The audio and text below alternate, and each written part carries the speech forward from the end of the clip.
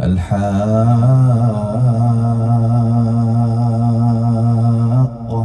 ما الحاقة وما أدراك ما الحاقة كذبت ثمود وعاد بالقارعة فأما ثمود فأهلكوا بالطاغية وأما عاد فأهلكوا بريح صرصر عاتية سخرها عليهم 7 ليال و8 أيام حسوما فترى القوم فيها صرعى كأنهم أعجاز نخل خاوية فهل ترى لهم من باقية وجاء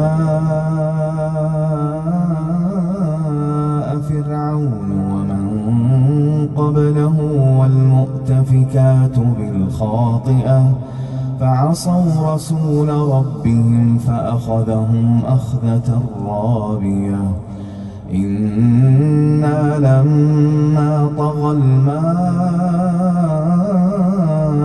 حملناكم في الجارية لنجعلها لكم تذكرة وتعيها أذن واعية فإذا نفخ في الصور نفخة واحدة وحملت الأرض والجبال فدكتا دكة واحدة فيومئذ وقعت الواقعة وانشقت السماء فهي يومئذ واهية والملك على أرجائها ويحمل عرش ربك فوقهم يومئذ 8 يومئذ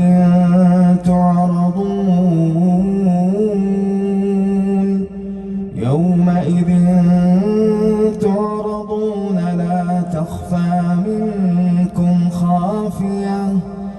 فأما من أوتي كتابه بيمينه فيقول هاؤم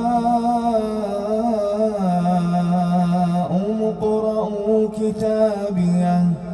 إني ظننت أني ملاق حسابيه فهو في عيشة راضية في جنة عالية قطوفها دانية كلوا واشربوا هنيئا بما أسلفتم في الأيام الخالية وأما من أوتي كتابه بشماله فيقول يا ليتني لم أوت كتابيه ولم أدر ما حسابيه يا ليتها كانت القاضية ما أغنى عني ماليه هلك عني سلطانيه خذوه فغلوه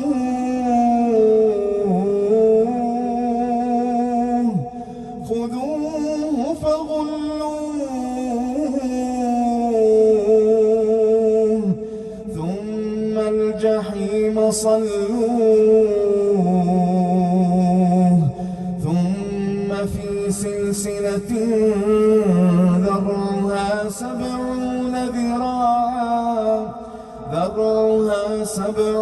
ذراعا فاسلكوه إنه كان لا يؤمن بالله العظيم ولا يحض على طعام المسكين فليس له اليوم هاهنا حميم ولا طعام إلا من غسلين لا يأكله إلا الخاطئون فلا أقسم بما تبصرون وما لا تبصرون إنه لقول رسول كريم وما هو بقول شاعر قليلا ما تؤمنون ولا بقول كاهن قليلا ما تذكرون تنزيل من رب العالمين ولو تقول علينا بعض الأقاويل لأخذنا منه باليمين ثم لقطعنا منه الوتين فما منكم من أحد عنه حاجزين وإنه لتذكرة للمتقين وإنا لنعلم أن منكم مكذبين وإنه لحسرة على الكافرين